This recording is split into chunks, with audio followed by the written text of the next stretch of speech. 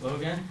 I'm just gonna counter a couple of the points my opponents brought up. Izzy said doesn't feel this building should have access to the same weapons as military personnel do.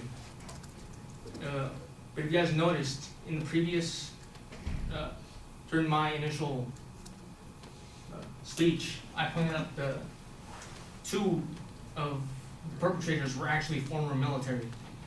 Both of them and the weapons that they have would be immune from the proposed assault weapons ban that they're proposing.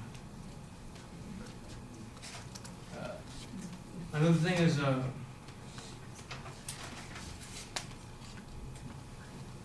sorry, I'm blanking right now.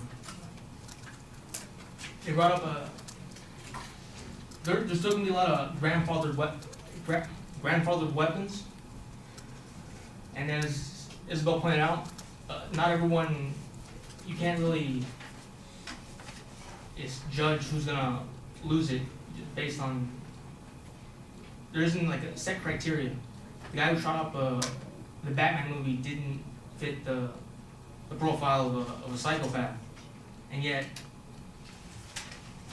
under this new assault weapon ban, because he's was allegedly perfectly sane, they would have been able to transfer weapons to him. So again, this whole weapons ban that they're proposing is weak. It's full of the same flaws that the '94 assault weapons ban had. Which, as we all know, as we all pointed out, didn't really do anything.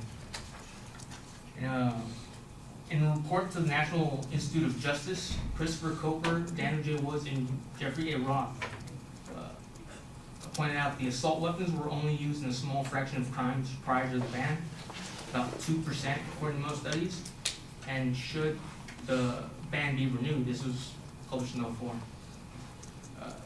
The effect on gun violence is likely to be so minimal that there's no reliable way of measuring it. How small it has to be that there's no math to like quantify that.